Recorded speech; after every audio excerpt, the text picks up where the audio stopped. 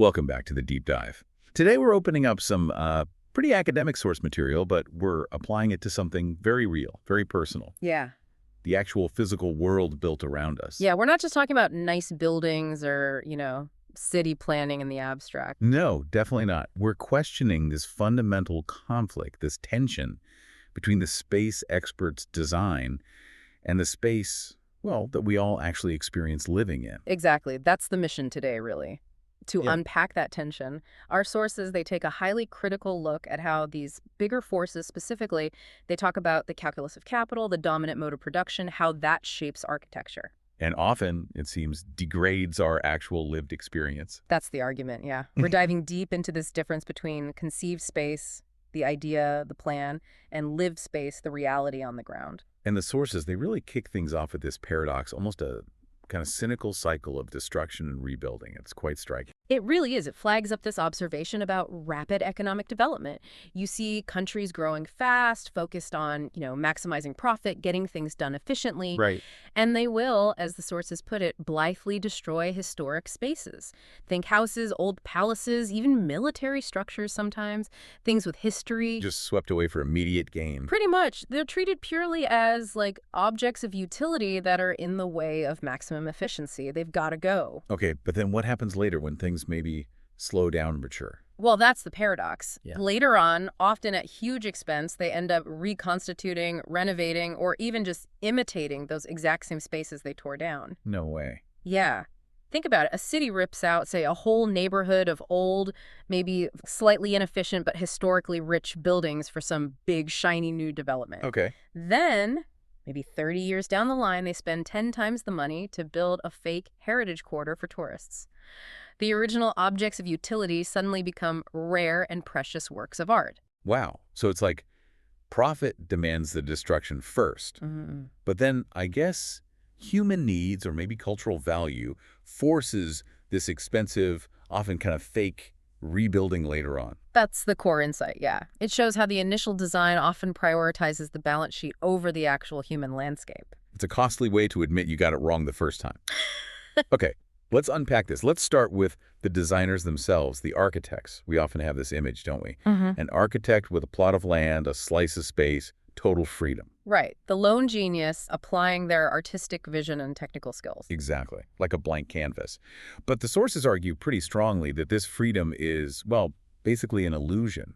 It's completely false, according to this perspective. The plot of land, the lot assigned to the architect, it's nothing innocent. It's already governed by these external forces, primarily what they call the dominant mode of production. So when the sources say dominant mode of production, we should really understand that as what? The inescapable logic of capitalism. Efficiency and profit above all. That's essentially it. The biggest force shaping your city isn't necessarily the architect's grand vision, it's the calculus of capital.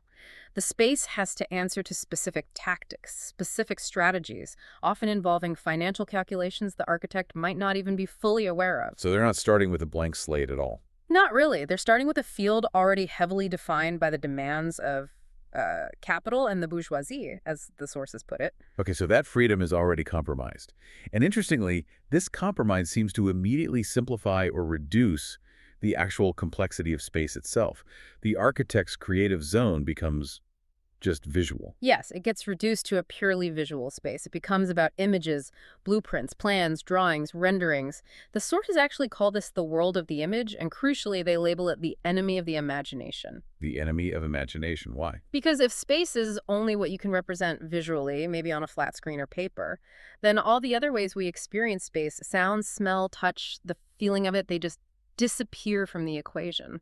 And this reduction gets technically justified, apparently, by something pretty old, linear perspective. Ah, yes. Goes way back to the Renaissance.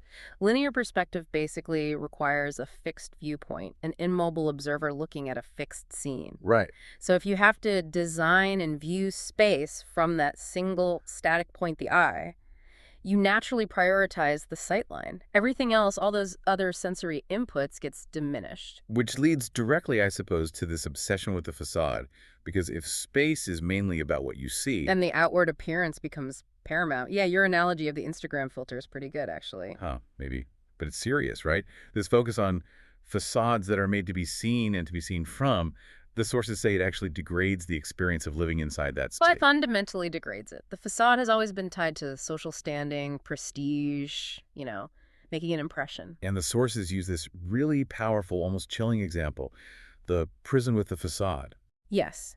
They describe this concept, which they say also applies to the repressive nature of the traditional family structure, as the epitome and modular form of bourgeoisified space. The beautiful, acceptable outside hides or even enables constraint and repression on the inside. The image dictates the internal reality. But hang on, we're talking about building things, often big things. Yeah. Isn't some focus on quantifiable plans and profitable designs just necessary? Common sense. Are the sources saying we should just build chaotically? No, not arguing for chaos. But they are arguing that the criteria used for evaluation, the obsession with quantification, completely silences other crucial criteria, particularly those related to human need and lived experience. So the plan has to meet these strict tests to be seen as realistic. Exactly. It must be quantifiable, measurable. Profitable makes financial sense. Easily communicable fits onto a blueprint or into a presentation. The moment those graphical numerical priorities totally outweigh, say, the feeling of a space or its connection to the community, well, the argument is you've already lost something vital. Which means certain important questions just get sidelined right from the start. Absolutely. Things like, what are the surroundings like? How does this space connect to what's next to it? What's the real relationship between the private areas and the public ones? Those complex questions get downplayed. And what is considered acceptable or even encouraged? Subdivisions breaking everything down into sellable lots. Yeah. And specialization, strict functional localization.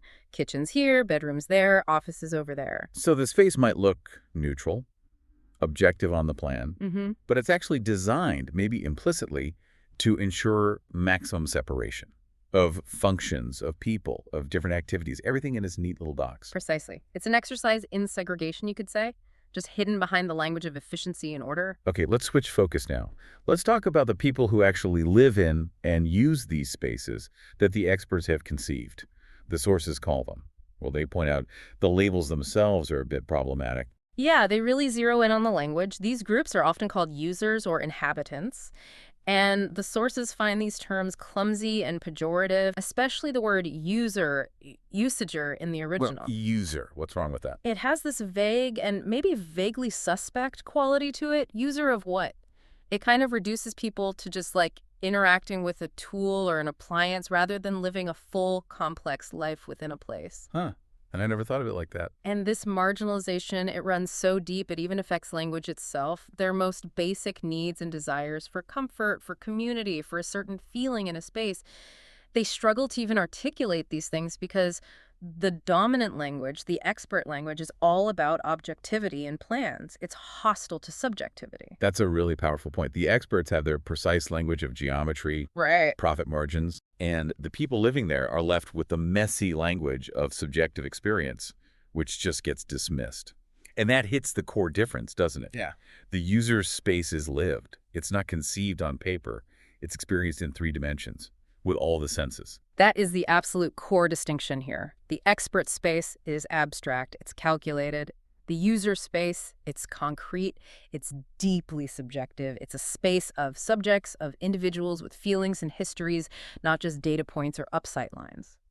Now, this next bit really surprised me in the sources. When they try to understand where this lived space actually comes from, Yeah. how we form our personal sense of place, they don't start with our adult lives, our current homes or offices. Where do they trace it back to? Yeah, this is where it gets really interesting, I think. They argue that this lived space originates in childhood. Childhood, really? Yes, marked by all those early experiences, the hardships, the achievements, the things we lacked. Our sense of space bears the stamp, they say, of that fundamental conflict between growing up, maturing, and maybe the ways we fail to fully mature. Wow. And it's here, in these early spatial experiences, that the private realm, our inner world, starts to assert itself. And crucially, it asserts itself always in a conflictual way against the public one. So that tension we often feel, between our private desires or needs and the demands of the public world, the city, the rules That's not something new.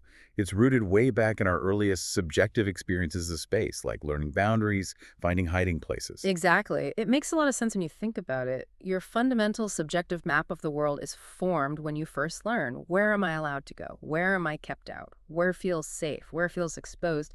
These really concrete, immediate, often emotional experiences become the template for how we later navigate the much more abstract, conceived public spaces designed by others.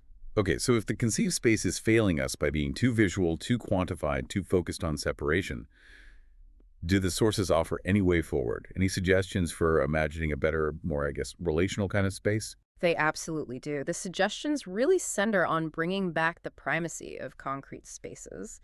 Think semi-public, semi-private zones, meeting places, pathways, passageways, spaces that aren't rigidly defined by one single function. Less boxes, more flow.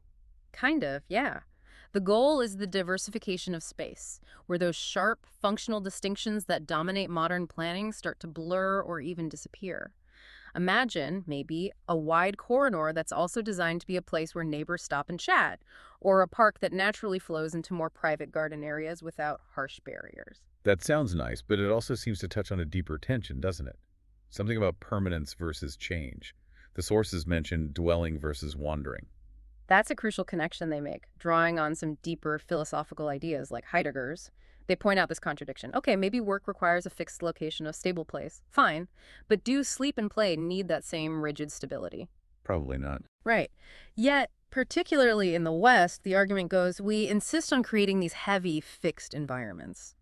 Everything emphasizes stability, permanence, not just the buildings, but even the furniture inside. The furniture. That detail really caught my eye. How does heavy furniture with facades, like big mirrored wardrobes or imposing sideboards, how does that help dominate private life? It's fascinating, isn't it? The sources argue that this kind of fixed, heavy, impressive furniture isn't just about decoration. It acts as a physical symbol of immobility, of permanence. Okay. It subtly makes it harder to reconfigure your life, to how you use a room, maybe even to challenge the established social order within the home, if your physical surroundings are designed to be imposing, unchangeable, heavy. You can't just shift things around easily. Exactly, and they contrast this sharply with traditions, often found in the East, that favor great open spaces and maybe lower, lighter, easily movable furniture. This allows the use of the space itself to be more fluid, more adaptable, more ephemeral. So the typical Western home setup starts to feel less like a flexible shelter and more like, I don't know, a museum of status, a museum where you're not supposed to touch the exhibits or rearrange them. That's a good way to put it. Which brings us to what the sources see as the ultimate goal, or maybe the necessary condition, for creating a truly relational space. The restoration of the body. Restoration of body, meaning? Meaning any real shift towards more fluid, versatile, human-centered spaces, what they call a mobilization of private life, has to go hand in hand with restoring the full sensory experience of being in that space, reclaiming the sensory sensual dimension. So all the non-visual stuff that the blueprint ignores. Precisely.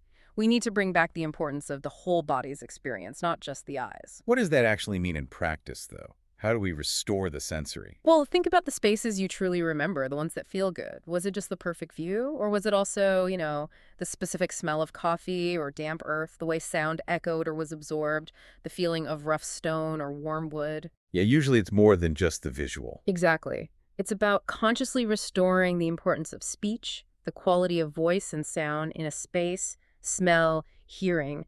And the sources even mention allowing fundamental human energies, like sexual energy, to flow according to specific rhythms rather than being boxed in and repressed by the rigid separation of spaces and functions we impose. Okay, so pulling this all together then, what does this mean for us, for you listening, as we navigate the cities and buildings around us every day? Well, I think the big takeaway is that architectural space isn't neutral ground. Right. The sources argue it's fundamentally shaped by, capitalist priorities that privilege the visual, the quantifiable, and strict separation, the tyranny of the eye, you could say.